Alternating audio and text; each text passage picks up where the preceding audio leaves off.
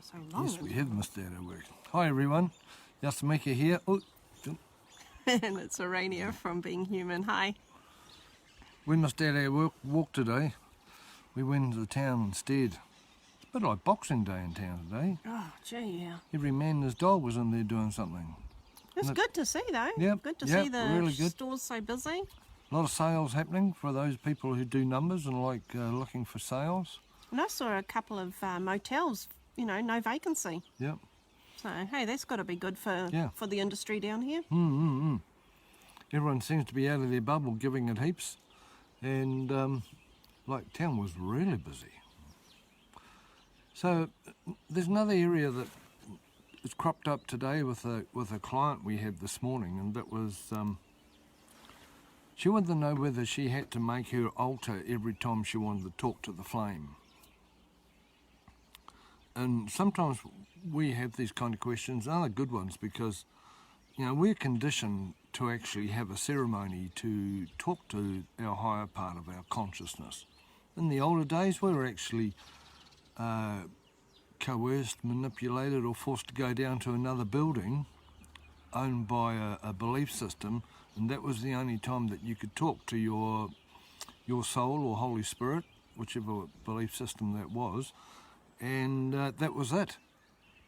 Well, and this dear woman had an altar that she made up, and they're lovely. Altars are marvellous. But you know, this eternal flame of ours and this soul of ours, it's with us 24/7. And it's unnecessary to set up an altar, or is there any other thing people can set up?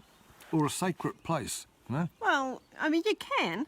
And I just want to say hey to Jeannie, and she went shopping today in the garden centres. We went shopping, got some winter stuff that we desperately needed. Yasa got some shoes for winter, and we got some warm clothes, which is good. We're really pleased to do that. But yeah, some people like to have a ceremony or altar centre, or you know whatever it is, and that's perfectly fine. Yeah. You know, and it's great to be able to express yourself in the way that that feels right for you. But I think what come up with that session today, and she's saying to me, every time, you know, I've already set my intention, I've already put my, whatever it was she had up there, I can't remember, but she'd already put her items out, and and I'm making that table rock by leaning on it, and she said, you know, now that I'm looking at this aspect of, you know, what I'm trying to manifest, do I need to go and, you know, do another ceremony, do another, you know, reset the altar or the candle center or whatever it was? And basically we said, no, once you have set that intention for what you're looking for, whether it just be by talking to the flame or in any other way, it's already there. The flame knows, and the flame represents our soul. There's no need, every time you lean on there, telling the phone's shaking. I think it's earthquakes here today. It knows what we're looking at, and it knows what's right for us, and it's working on it in its own divine timing, which we talked about a few days ago. So yeah, once you've you know, written down your list, or sent it off in a parachute, or lit a candle, whatever kind of routine or system that you like to use, and you don't have to use any, to be honest, you really don't. It totally comes down to personal preference. Once you've done that, there's no need to keep repeating it, because the message is already there, and what we just need to do is wait for that divine timing for everything to fall into place, into alignment, before what is right for us manifests. And be open to what it turns up as. You know, I've seen people, and this is a kind of strange example just out of the top of my head, it's not a real person, but you know, this kind of thing. Well, I wanted a red car, but a yellow one's turned up. I don't want a yellow car. Well, hey, you know, you asked for the car and the red one's turned up. You know, that's the way whatever it has manifested for you. But people will turn away those opportunities when they pop up and just say, oh, that wasn't exactly what I wanted. Or I was looking for a new man in my life, but this one's blonde, I wanted brunette. It's like, well, you know, We don't know, and it's not up to us to make an absolute list, a checklist of every single item or attribute that we want in the things that we're asking for. We just have to trust, that our flame, our soul, our Holy Spirit knows exactly what's right for us because it's got the bigger picture. So yeah, that's sort of what we were looking at today with that question. And I'll give it back to you, and you can have a bit of a yap. There we go. It's quite a hoot with the soul thing because I just talk on my mind, or in my mind in a quiet place, like my bed. Your secret garden. Absolutely, Jenny. I do similar thing.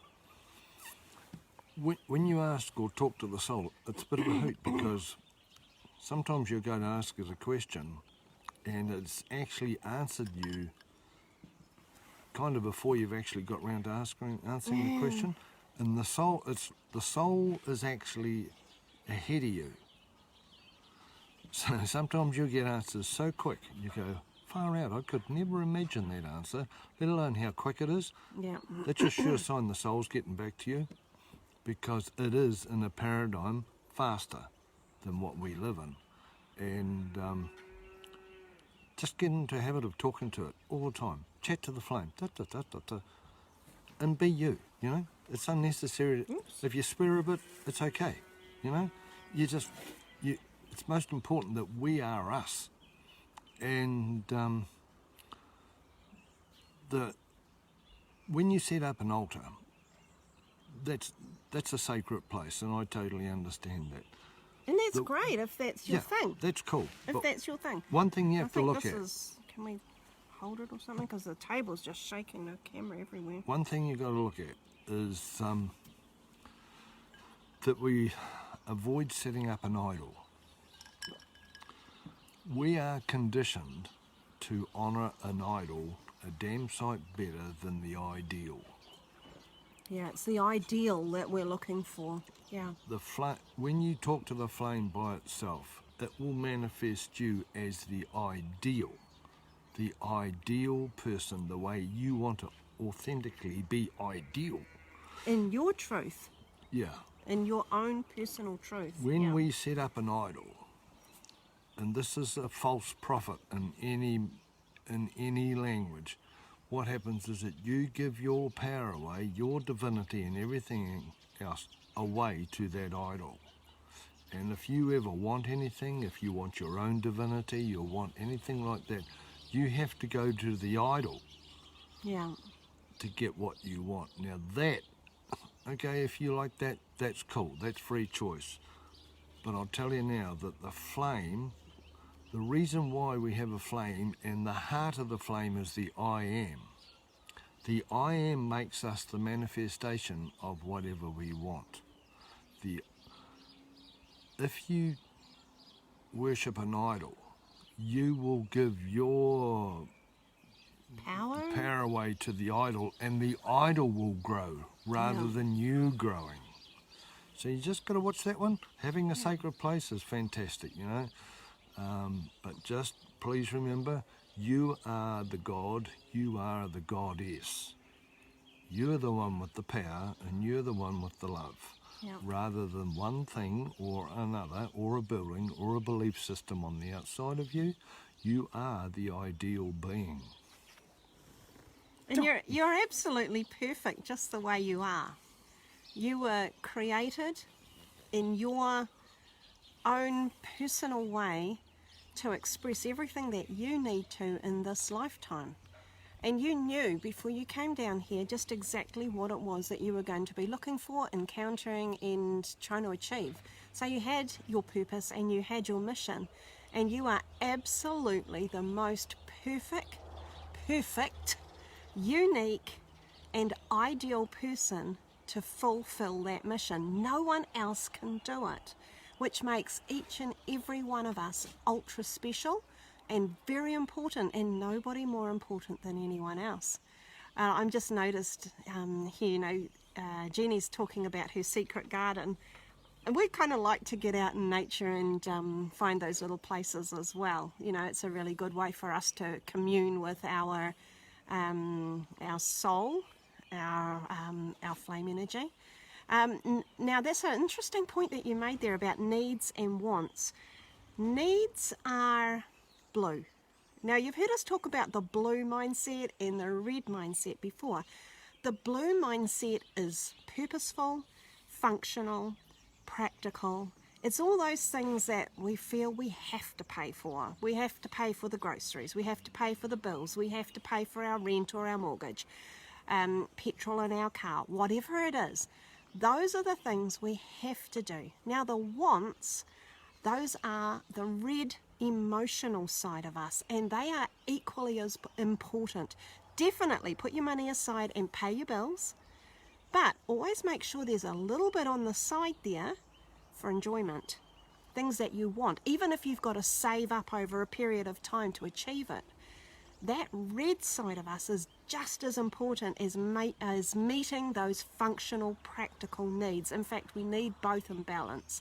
After being locked down for so long, it was such a joy for Yasa and I to go out today and go and get the things. Well, we needed them. Yasa needed shoes because his had flipping great holes in them and his feet were getting wet, and coming into winter, especially up here in the Mamaku, we need warm, solid, dry clothing, and I needed, a couple of shirts and things to keep me warm, and some new socks. I don't know where mine have disappeared to. Somehow I've lost half of 4 pairs in the last week. I don't know how that happened or where these spare socks end up, but so it was. We were shopping for blue items.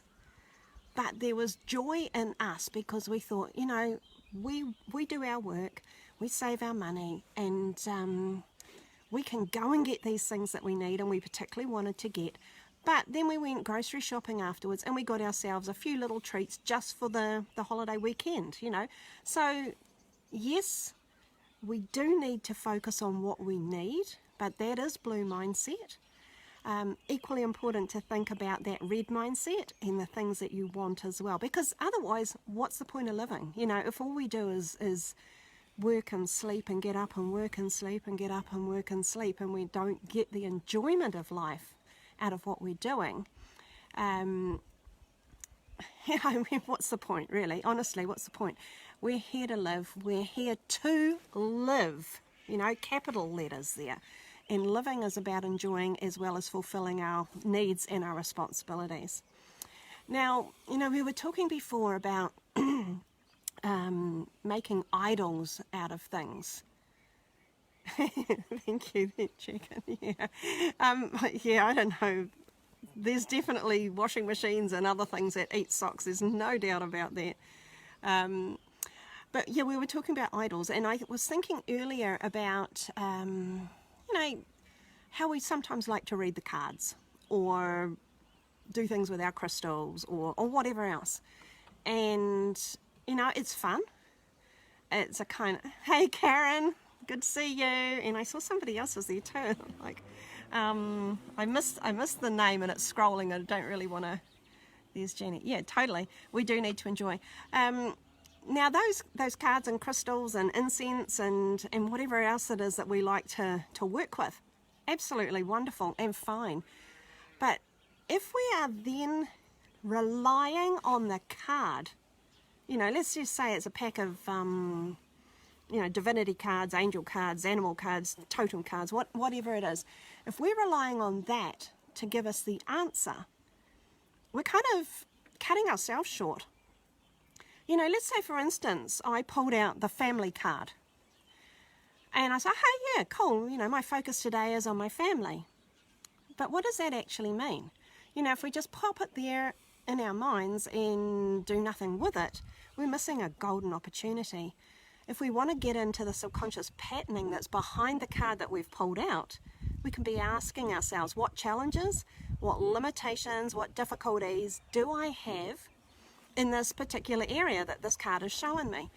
When you look at things in that way, then you can identify if there's any subconscious patterns. Now, you might just say, well, I don't see any challenges with that, and that's fine. But if you do think, well, what might it be? Oh, I've just had an argument with my cousin, and, we're sort of a little bit awkward with each other. And then think, well, okay, so where has that been a pattern in my life before? Go through it, find the subconscious pattern, use the card as a prompt to say, hey, have a look at this today. And in that way, instead of making the card the all-being, all-seeing idol, we're actually just using it as a prompt, just like anything else that pops up in our lives. So anyway, I'm going to hang back to Yasa, and it's getting a bit cold outside. We're sitting on our deck and we're a bit glowy and shiny again today, but we're outside and it's just starting to get a bit cooler. Looking forward to heading in and getting some dinner before too long. We've got a client tonight, so it'll be an early dinner. There you go. Fantastic. Yeah, just keep an eye on the idol thing, that's all. We are here to be the ideal, whatever that is. Whoever you are and whatever you do, you are the ideal at doing it. Yeah, absolutely perfect for the role. And, you know, as a children, we're always told, don't do that, stay away from that, shut up, do this. And you're trying to be your ideal. So, you know, in a while you go, bugger it, you know, I'll see the Beatles and I'll make them idols because I want to be like them.